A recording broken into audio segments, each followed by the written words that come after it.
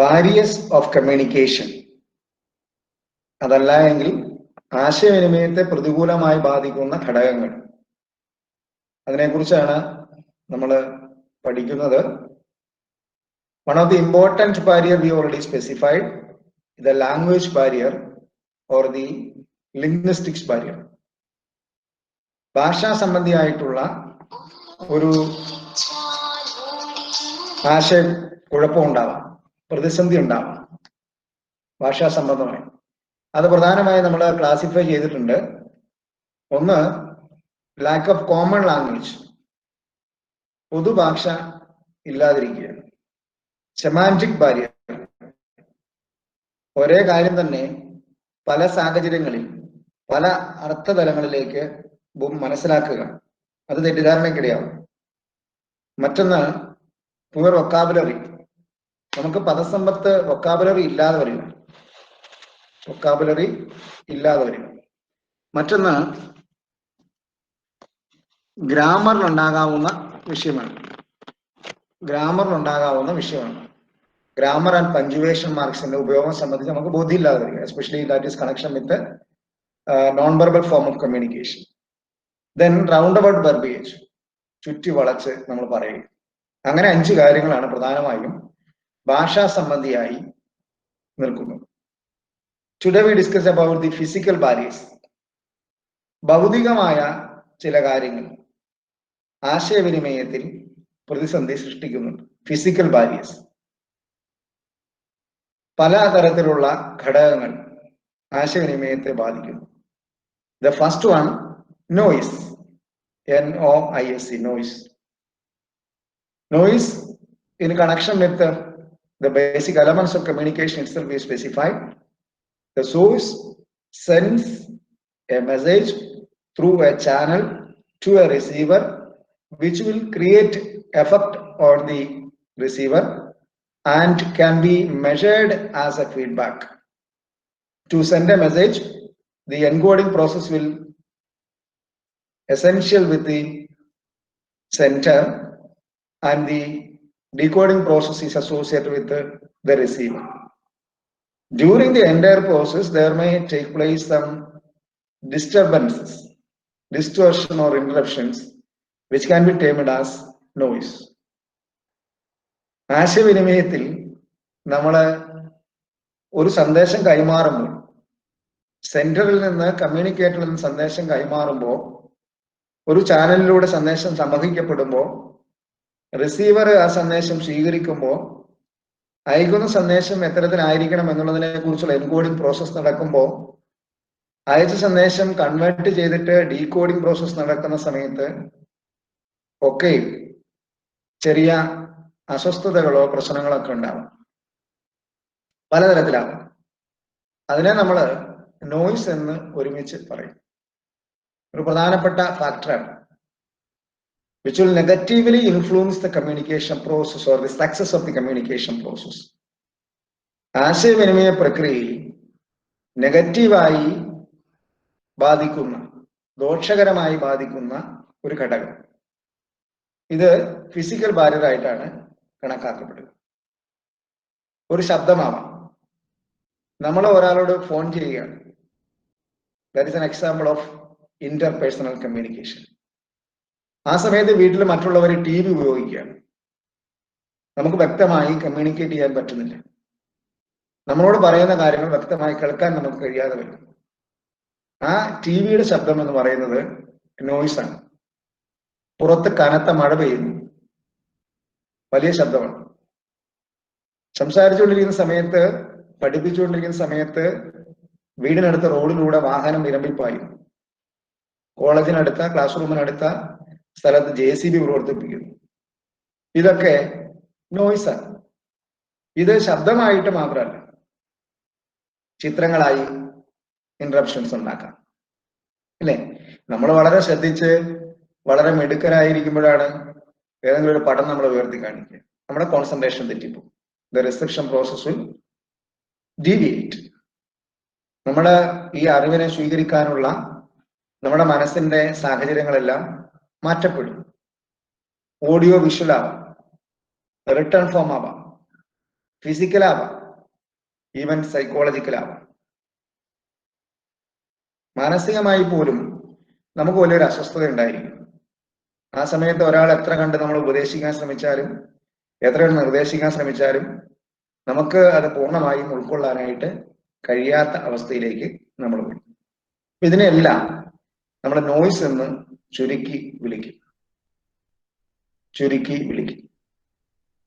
either in the form of written or verbal or psychological or the physical, audio visual or visual, any form that can take. ഏത് വേണമെങ്കിലും ഏത് തരത്തിൽ വേണമെങ്കിലും നമ്മളെ അത് ബാധിക്കാം. വലിയൊരു ശബ്ദം, മെഷീന്റെ ശബ്ദമാവാം നമ്മൾ സംസാരിക്കുന്ന സമയത്ത്.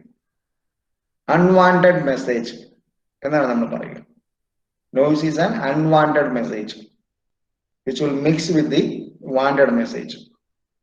നമ്മൾ പറയാൻ ഉദ്ദേശിക്കുന്ന, നമ്മൾ കേൾക്കാൻ ഉദ്ദേശിക്കുന്ന കാര്യങ്ങളിലേക്ക് നമുക്ക് താല്പര്യമില്ലാത്ത കാര്യം കൂടി ചേർന്ന് വരും. അതാണ് നോയ്സ് എന്നതുകൊണ്ട് ഉദ്ദേശിക്കുക. ടെലിഫോൺ കണക്ഷൻ, ചിലപ്പോൾ നമ്മൾ പറയും ഫോണിൽ ഭയങ്കര പുറപ്പുറപ്പാണ്, റേഞ്ച് ഇല്ല എന്നൊക്കെ നമ്മൾ പറയും. അതുപോലെ തന്നെ വ്യക്തമാവാത്ത അക്ഷരങ്ങൾ, വായിക്കാൻ ബുദ്ധിമുട്ടുള്ള കൈയക്ഷരങ്ങൾ, ഇതെല്ലാം ടെക്നിക്കൽ നോയ്സിന്റെ ഉദാഹരണങ്ങളാണ്. കൃത്യമായ സമയത്ത് തുടങ്ങിയ ഒരു മീറ്റിംഗിൽ താമസിച്ചെത്തുന്ന ഒരാൾ നോയ്സായി കമലയുടെ ശ്രദ്ധയെ തന്നെ മാറ്റിയെടുക്കാനായിട്ട് ഇടയാക്കും. അത് നോയ്സിനോട് ചേർത്താണ് നമ്മൾ പറയുക.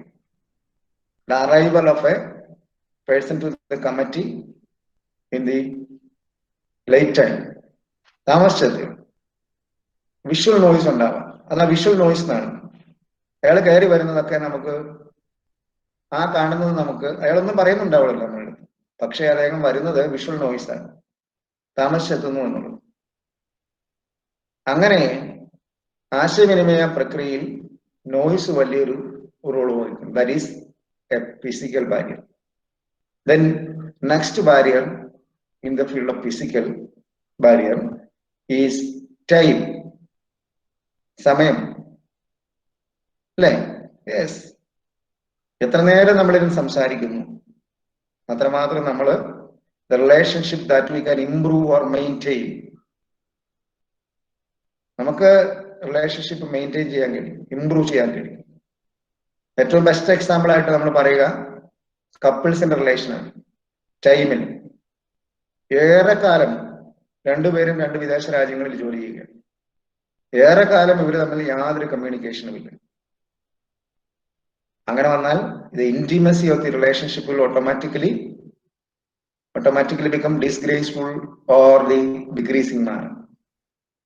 നമ്മൾ അങ്ങനെയാണല്ലേ, നമ്മുടെ ഭയങ്കര അടുത്ത സുഹൃത്തായിരുന്നു, ഇന്റിമേറ്റ് ചങ്ക് ഫ്രണ്ടായിരുന്നു 10ാം ക്ലാസ്സിൽ പഠിക്കുന്ന സമയത്ത്. പക്ഷേ അതിനുശേഷം കുറെ കാലം, ഒരു 10-15 കൊല്ലം ഒരു ബന്ധവും ഉണ്ടായില്ല. നമ്മൾ പണ്ടുണ്ടായിരുന്ന ആ ഇന്റിമേറ്റ് റിലേഷൻഷിപ്പില്, ഇന്റിമസിയില് ഇത്തിരി പോലും താരതമ്യം ചെയ്യാൻ കഴിയാത്ത തരത്തിലേക്ക് ആ റിലേഷൻഷിപ്പ് മാറിപ്പോകും. എത്ര കാലം, ഹൗ ലോങ്, ഹൗ ഫാർ, സമയം വലിയൊരു റോള് പ്ലേ ചെയ്യുന്നുണ്ട് കമ്മ്യൂണിക്കേഷനിൽ, ഇല്ലേ? യെസ്. സമയത്തിന്റെ മറ്റൊരു തരത്തിൽ ചിന്തിച്ചാലും വലിയ പ്രത്യേകതയുണ്ട്. രാത്രി 2 മണിയായപ്പോ നമ്മുടെ സുഹൃത്ത് നമ്മളെ ഫോണിൽ വിളിച്ചു. ചുമ്മാ വെറുതെ, അദ്ദേഹത്തിന് ഉറക്കം വന്നില്ല, അദ്ദേഹം കിടക്കുന്ന സമയം ആകുന്നതേ ഉള്ളൂ, അതുകൊണ്ട് നമ്മളെ വിളിച്ചതാണ്. പക്ഷെ കമ്മ്യൂണിക്കേഷൻ പ്രോസസ്സ് സക്സസ്ഫുൾ ആയിട്ട് നടക്കില്ല. കാരണം we are not interested to talk during our sleep, അല്ലെ? ഉറക്കത്തിൽ നിന്ന് എഴുന്നേറ്റിട്ട് നമുക്ക് സംസാരിക്കാനായിട്ട് താല്പര്യമില്ല. എന്നൊക്കെ വെച്ച് നമ്മള് വഴിപാട് പോലെ സംസാരിക്കും, എത്ര അടുത്തുള്ള ആളുകളാണെങ്കിൽ. രാവിലെ എഴുന്നേൽക്കുന്ന സ്വഭാവം ഇല്ലാത്ത ഒരാൾ 4 മണിക്ക് വരുന്ന വിസിറ്റുള്ള കമ്മ്യൂണിക്കേഷൻ എത്രമാത്രം സക്സസ്ഫുൾ ആവത്തില്ല. Where time plays an important role in the success of the communication process. ആശയവിനിമയ പ്രക്രിയയിൽ നമ്മൾ അറിയാതെ തന്നെ സമയം വലിയൊരു റോള് പ്ലേ ചെയ്യുന്നുണ്ട്, ഇല്ലേ? ഉണ്ട്. അങ്ങനെ സമയം, time, first one noise, second one പ്രധാനപ്പെട്ട രണ്ട് ബാരിയറുകളാണ്. ഉറക്കത്തിൽ നിന്ന് എഴുന്നേറ്റ് ഒരു കുഞ്ഞിനെ പഠിപ്പിക്കുന്നതും ഉറങ്ങുന്നതിന് മുമ്പ് ഒരു കുഞ്ഞിനെ പഠിപ്പിക്കുന്നതും തമ്മിൽ വ്യത്യാസമുണ്ട്. Time place important role there. Then next one, distance. That is also physical barrier. അകലം, കമ്മ്യൂണിക്കേറ്ററും റിസീവറും തമ്മിലുള്ള അകലം വലിയ സ്ട്രോങ് ആയിട്ടുള്ള ഒരു ബാരിയറാണ്, ഇല്ലേ? ടെക്നോളജി ഒക്കെ അഡ്വാൻസ് ചെയ്തു. നമ്മൾ ടെക്നിക്കൽ ഡിവൈസ് ഉപയോഗിച്ചുള്ള കമ്മ്യൂണിക്കേഷൻ, ടെലിഫോൺ ഇപ്പൊ കുറച്ചും കൂടെ അഡ്വാൻസ്ഡ് ആണ്. നമ്മൾ വീഡിയോ കോളോ കാര്യങ്ങളൊക്കെ വിളിക്കുന്ന സമയത്ത് നമുക്ക് ആക്സസ് കിട്ടിയാൽ തന്നെ ഭംഗിയായുള്ള ഒരു ലിങ്ക്, ഒരു ആപ്പോ ബിൽഡപ്പ് ചെയ്യാൻ ഒക്കെ വലിയ ബുദ്ധിമുട്ടാണ്. ഓരോ ഓഫീസിലിരിക്കുന്ന ആളുകൾ തമ്മിലാണ് റിലേഷൻഷിപ്പ് കൂടുതൽ. വേറെ ഓഫീസിലിരിക്കുന്ന ആളുകൾ നമ്മുടെ മേലധികാരി ആണെങ്കിലും അതേ സമാന തസ്തികയിലുള്ള ആളാണെങ്കിലും നമുക്ക് അതുപോലുള്ളൊരു ഇന്റിമസി ഉണ്ടാവില്ല, അല്ലേ? വർക്ക് പ്ലേസുകൾ തമ്മിലുള്ള അകലം, പ്രൊഡക്ഷൻ ഡിപ്പാർട്ട്മെന്റുകൾ തമ്മിലുള്ള അകലം ഒക്കെ വലിയ സ്വാധീനം ആശയവിനിമയ പ്രക്രിയയിൽ നടത്തുന്നു. ഇപ്പോൾ നമ്മള് കോവിഡ് കാലഘട്ടത്തിൽ ഏറ്റവും കൂടുതൽ ചർച്ച ചെയ്യപ്പെടുന്ന ഒരു വാക്കാണ് സോഷ്യൽ ഡിസ്റ്റൻസ്, സാമൂഹിക അകലം. സാമൂഹിക അകലം എന്ന് പറയുന്നത് എന്താണ്? സാമൂഹിക അകലം എന്ന് പറയുന്നതിന് ആശയവിനിമയത്തിൽ നിന്ന് കടമെടുത്തിട്ടുള്ളൊരു വാക്കാണ് സോഷ്യൽ ഡിസ്റ്റൻസ്, സാമൂഹിക അകലം എന്ന് പറയുന്നത്. സാമൂഹിക അകലത്തോട് ചേർത്തിട്ട് നമ്മൾ അറിയേണ്ടുന്ന രണ്ട് അകലങ്ങൾ കൂടിയുണ്ട്. പേഴ്സണൽ സ്പേസ് എന്ന് പറയുന്ന ഒന്നുണ്ട്. Personal space, public space, social space. അതിനെക്കുറിച്ച് ഞാൻ വിശദീകരിച്ച് പറയും. അപ്പൊ നിങ്ങൾ അത്രയും അറിഞ്ഞിരിക്കുക.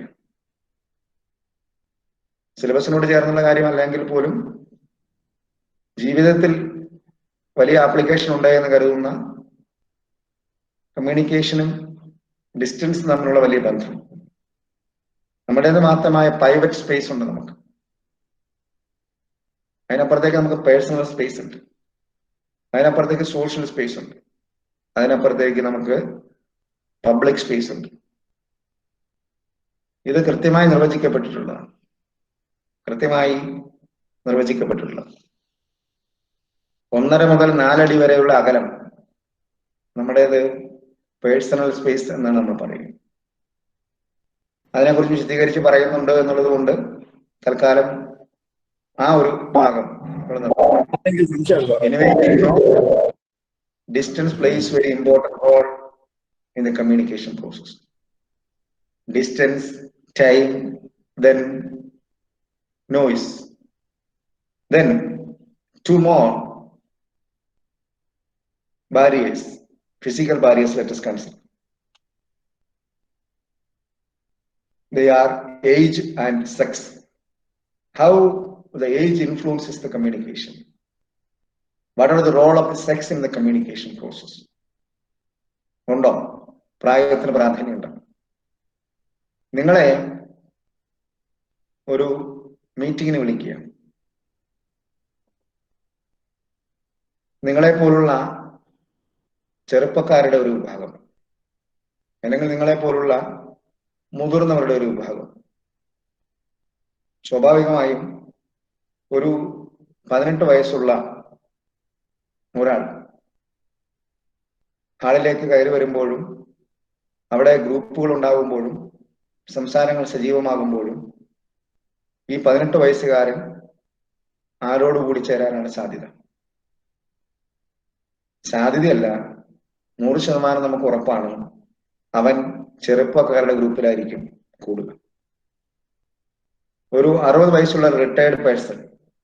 മീറ്റിംഗിലെത്തും. അദ്ദേഹം 100% ഉറപ്പാണ് ആ ഒരു എൽഡർ അല്ലെങ്കിൽ സീനിയർ സിറ്റിസൺസ് ഗ്രൂപ്പിലേക്കായിരിക്കും ആകർഷിക്കപ്പെടുന്നത്. കാരണം അവരുടേതായ ഒരു ഹോമോജീനിയസ് ഗ്രൂപ്പ് അവരറിയാതെ തന്നെ അവിടെ ക്രിയേറ്റ് ചെയ്യപ്പെടുന്നു. പ്രായം ബേസ് ചെയ്തിട്ടുള്ള ഒരു ഗ്രൂപ്പ് അവിടെ ഫോർമുലേറ്റ് ചെയ്യപ്പെടുന്നു. പ്രായം ആശയവിനിമയത്തെ കാര്യമായി ബാധിക്കുന്നുണ്ട്. ഒരു ഓഫീസ് ഉദാഹരണത്തിന് നമുക്ക് എടുക്കാം. ഒരു ഓഫീസില് പല പ്രായക്കാരായ ആളുകൾ ഉണ്ടാവും. അടുത്ത നാളിൽ ജോലി ലഭിച്ച ആളുകൾ ഒരു 20-25 വയസ്സിനിടയിലുള്ളവർ എന്ന് കരുതാം. റിട്ടയർ ആവാൻ അവസരമായ ഒരു 50 വയസ്സിന് മുകളിലുള്ള ആളുകൾ. വിവാഹവും ദാമ്പത്യവും അതിന്റെ പ്രാരാബ്ദങ്ങളും ഒക്കെ ആയിട്ടുള്ള ഒരു 35-40 വയസ്സിനിടയിലുള്ള കുറച്ച് ആളുകൾ. ഈ 20-നും 25-നും ഇടയിലുള്ള ആളുകൾ നമ്മുടെ പുതിയ ഭാഷയിൽ പറഞ്ഞാൽ ഒരു ന്യൂജൻ ഗ്രൂപ്പാണ്. അവർക്ക് പറയാൻ സിനിമയുടെ കഥകളും തമാശകളും ഒക്കെ ഉണ്ടാകും. അവരുടെ കമ്മ്യൂണിക്കേഷനിൽ അവർ പലപ്പോഴും ഉപയോഗിക്കുക നൂതനമായ കോഡുകളും നൂതനമായ ശൈലികളും അവരുടേത് മാത്രമായ ഭാഷയുമായി. ഇത് റിട്ടയർമെന്റിന് അടുത്ത് നിൽക്കുന്ന ആളുകളുടെ ഗ്രൂപ്പിൽ നിന്ന് തികച്ചും വ്യത്യസ്തമായിരിക്കും. അതൊക്കാര്യം ഉറപ്പാണ്. ആ ഓഫീസിൽ ആരും ശ്രമിക്കാതെ, ആരും വേർതിരിവുകൾ സൃഷ്ടിക്കാതെ പല ഗ്രൂപ്പുകളുടെ ഫോർമേഷൻ നടക്കും. റിട്ടയർ ചെയ്തതിനു ശേഷം എന്ത് ചെയ്യണമെന്നും റിട്ടയർമെന്റിന് ലഭിക്കുന്ന ആനുകൂല്യങ്ങൾ എങ്ങനെ പ്രയോജനപ്പെടുത്തണമെന്നും മക്കളുടെ വിവാഹത്തെ കുറിച്ചുമൊക്കെ ആലോചിക്കുന്നവരുടെ മുതിർന്ന തലമുറയുടെ ഒരു ഗ്രൂപ്പ്. എന്നാൽ ജീവിതം അടിപൊളിയാക്കണം, ജോളിയാക്കണം എന്ന് കരുതുന്നവരുടെ പുതുതലമുറക്കാരുടെ ഒരു ഗ്രൂപ്പ്. ഈ പുതുതലമുറ പലപ്പോഴും ഔട്ടിങ്ങിന് പോകുന്നവരായിരിക്കാം, കഫേറ്റീരിയയിൽ സംഗമിക്കുന്നവരായിരിക്കാം, ഓൺലൈൻ കമ്മ്യൂണിക്കേഷനിൽ സജീവമായിട്ടുള്ളവരാണ്. മറ്റ് വ്യത്യാസങ്ങളൊന്നുമില്ല ഒരു ഓഫീസിലത്തെ ജോലി ചെയ്യുന്നവരാണ് എങ്കിൽ പോലും ഈ മുതിർന്ന തലമുറ ഇതിനോട് ചേർന്ന് നിൽക്കുന്നവർ ആയിരിക്കണമെന്നില്ല. കോക്ടെയിൽ പാർട്ടികളോ സ്പോർട്സ് ഐറ്റംസിലോ ഒന്നും ഇവരുടെ സാന്നിധ്യം ഉണ്ടാവണം എന്നില്ല. അപ്പം പ്രായം വലിയ ഒരു റോള് ആശയവിനിമയത്തിൽ നടത്തുന്നുണ്ട്. നിങ്ങളുടെ കസിൻസിന്റെ ലോകത്താണ് കൂടുതലായിരിക്കും. നിങ്ങളുടെ ഗ്രാൻഡ് പേരൻസ് അവരുടെ പ്രായത്തിലുള്ള ആളുകളുമായി ചങ്ങാത്തം കൂടി അവരോടൊപ്പമായിരിക്കുന്നവരുടെ എണ്ണം കുറവാണ്. കാരണം ആശയവിനിമയത്തിൽ പ്രായം വലിയ പ്രാധാന്യം ചെലുത്തുന്നുണ്ട്. എഡ്യൂക്കേഷണൽ ബാക്ക്ഗ്രൗണ്ട് അതുപോലുള്ള ഏരിയകളൊക്കെ ഈ ആശയവിനിമയത്തിന്റെ പ്രധാന ഘടകങ്ങളായി വരുമ്പോൾ അതിനെ സ്വാധീനിക്കുന്ന അതിലേറെ പ്രധാനപ്പെട്ട ഘടകം ഏജ് ആണ്, പ്രായമാണ്. ആ കാര്യം പ്രധാനപ്പെട്ടതാണ് എന്ന് ഓർമ്മിച്ചിരിക്കും. ഇനിയുള്ളത് സെക്സ് ആണ്, ജെൻഡർ വൈസ്. അങ്ങനെ വ്യത്യാസമുണ്ടോ? ഉണ്ടായിട്ടുണ്ടോ? പുതുതലമുറ എന്ന നിലയിൽ ഒരുപക്ഷെ അങ്ങനെ വ്യത്യാസമൊന്നുമില്ല. ആൺകുട്ടികൾക്കാണ് മേൽക്കോയ്മ എന്ന് പറഞ്ഞാൽ പെൺകുട്ടികൾക്ക് എന്താണ് കുറവ് എന്ന് ചോദിക്കും. പെൺകുട്ടികളാണ് കൂടുതൽ മിടുക്കികൾ എന്ന് പറഞ്ഞാൽ ആൺകുട്ടികൾ എവിടെയാണ് പോരായ്മയുള്ളത് എന്ന് ചോദിക്കും. എന്നാൽ ആശയവിനിമയത്തിൽ സസൂക്ഷ്മമായ ഒരു നിരീക്ഷണം നടത്തിയാൽ നമുക്ക് മനസ്സിലാകുന്ന പ്രധാനപ്പെട്ട ഒരു കാര്യമാണ് ആശയവിനിമയ പ്രക്രിയയിൽ ആൺകുട്ടികളും പെൺകുട്ടികളും അല്ലെങ്കിൽ സ്ത്രീകളും പുരുഷന്മാരും തമ്മിൽ വലിയ വ്യത്യാസം പുലർത്തുന്നുണ്ട്. ഇത് പ്രധാനപ്പെട്ട ഒരു ബാരിയറാണ്. ഒരു വിഷയത്തെ അഭിമുഖീകരിക്കുമ്പോൾ പുരുഷൻ അഭിപ്രായങ്ങൾ വ്യക്തമായി പറയും, നിലപാടുകൾ ശക്തമായി എടുക്കും. എന്നാൽ സ്ത്രീയെ നിലപാടുകൾ ഉയർത്തുക ആയിരിക്കില്ല, വികാരങ്ങൾ പ്രകടിപ്പിക്കുക. കൂട്ടത്തിലുള്ള ഒരു സഹപ്രവർത്തകൻ ആകസ്മികമായി മരിച്ചാൽ പുരുഷന്മാരായ സഹപ്രവർത്തകർ ആ അസ്വസ്ഥതയും ബുദ്ധിമുട്ടും വേദനയും വിഷമവും ഉൾക്കൊണ്ടുകൊണ്ട് തന്നെ തുടർന്നുള്ള കാര്യങ്ങളെ കുറിച്ചുള്ള നടപടികളിലേക്ക് തിരിയും. സ്ത്രീയെ കണ്ണീർ വാർത്ത് മറ്റാരുടെയെങ്കിലും ആശ്വാസം കാത്ത് അവിടെ ഏറെ മാറി ദുഃഖിതയായി ഇരിക്കുക. അപവാദങ്ങളുണ്ടാകും, എല്ലാ കാര്യങ്ങളും അപവാദങ്ങളുണ്ടാകും, ഇല്ല എന്ന് പറയുന്നില്ല.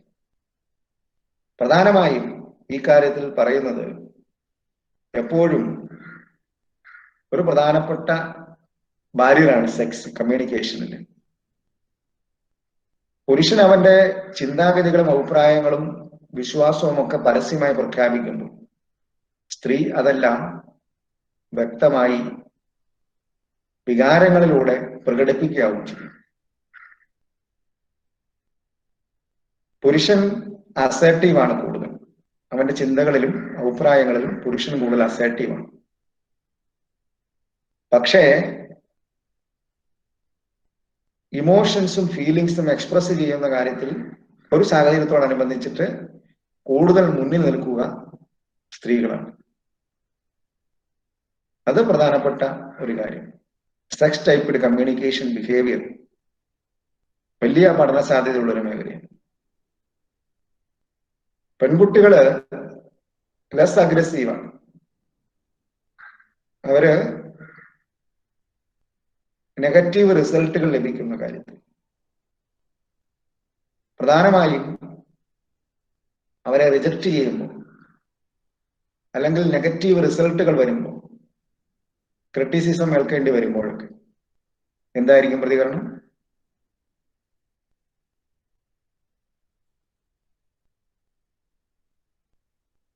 ആശയവിനിമയ പ്രക്രിയയിൽ ജെൻഡർ, ലിംഗം അഥവാ സെക്സ് ഇത്തരത്തിൽ വലിയ പ്രാധാന്യം ചെലുത്തുന്നുണ്ട്. പുരുഷൻ എവിടെയും എങ്ങനെയും നോക്കും. എന്നാൽ സ്ത്രീയെ സംബന്ധിച്ചിടത്തോളം അങ്ങനെ എല്ലാവരുടെയും കണ്ണിൽപ്പെടാനുള്ള ആഗ്രഹം ഇല്ല എന്നാണ്. ആകർഷണീയതയില്ല എന്നല്ല അതിന്റെ അർത്ഥം. ഫ്രാങ്ക് ഐ കോണ്ടാക്ട് എന്ന് പറയേണ്ടി വരും. ഫ്രാങ്ക് ഐ കോണ്ടാക്ട് ഒഴിവാക്കാനാണ് സ്ത്രീ എപ്പോഴും ആഗ്രഹിക്കുന്നത്. ഒരു ഇന്റർവ്യൂവിൽ നിങ്ങൾ പങ്കെടുക്കുന്നു. ഇന്റർവ്യൂ ബോർഡിലുള്ളത് മുഴുവൻ പുരുഷന്മാരാണ്. സ്ത്രീ എങ്ങനെ ഇന്റർവ്യൂ എന്ന നിലയിൽ അതിനോട് ബിഹേവ് ചെയ്യും? കണ്ണിൽ തന്നെ തുറച്ചു നോക്കി ചോദ്യം ചോദിക്കുന്ന ഇന്റർവ്യൂവറെ എങ്ങനെ അവൾ കാണും? തിരിച്ച് പുരുഷനാണെങ്കിൽ അവൻ നേരെ കണ്ണിൽ നോക്കി തന്നെ ഇരുന്ന് സംസാരിക്കും. സ്ത്രീ കണ്ണിൽ നോക്കില്ല എന്നല്ല പറയുന്നത്.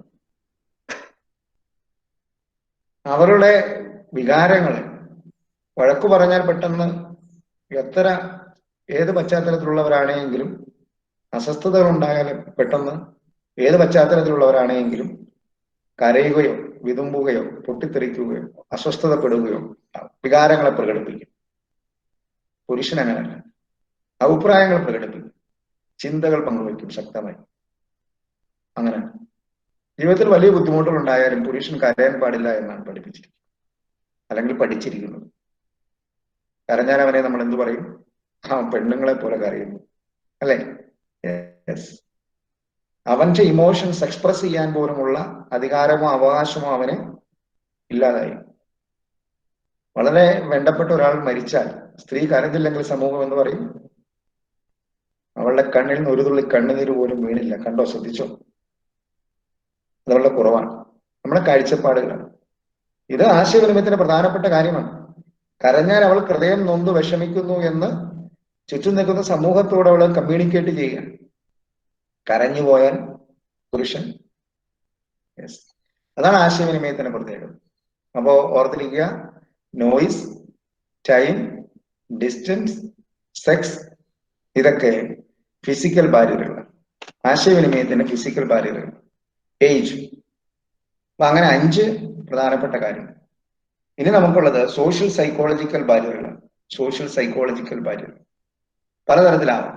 Status barrier, attitude and values, different perception of reality, then inferences. ഇതൊക്കെ നമ്മുടെ സൈക്കോളജിക്കൽ ആൻഡ് സോഷ്യൽ ബാരിയേഴ്സ് ആണ്. ചുരുക്കി പറയുന്നത് സൈക്കോളജിക്കൽ ബാരിയേഴ്സ് എന്നൊക്കെ പറഞ്ഞാൽ വലിയ വാസ്റ്റ് ആയിട്ടുള്ള ഏരിയ. അതിനെക്കുറിച്ച് കൂടി നമുക്ക് കാണുന്നതോടെ ബാരിയേഴ്സ് ഓഫ് കമ്മ്യൂണിക്കേഷൻ നമുക്ക് ഏറെക്കുറെ ചെറുതായി ഒന്ന് അവസാനിപ്പിക്കാനായിട്ട് കഴിയും. ഇവിടെ ആശയവുമായി ബന്ധപ്പെട്ട മറ്റു കാര്യങ്ങളിലേക്ക് നീങ്ങുന്ന സമയത്ത് ഇടയ്ക്കിടയ്ക്ക് പുതിയ പുതിയ കാര്യങ്ങൾ പറയാം. പ്രോക്സിമിക്സ് എന്ന് പറയുന്ന ഒരു പഠന ശാഖയുണ്ട്. നമ്മുടെ വ്യക്തിബന്ധങ്ങളിൽ എങ്ങനെ നമ്മൾ എത്ര ഡിസ്റ്റൻസ് കീപ്പ് ചെയ്യണം എന്നുള്ളത്, നമ്മുടെ സ്വകാര്യമായിട്ടുള്ള, പൊതുവായിട്ടുള്ള, സാമൂഹികമായിട്ടുള്ള ഡിസ്റ്റൻസ് ഉണ്ട്. അപ്പൊ അത് പ്രത്യേകം നമുക്ക് പഠിക്കാം.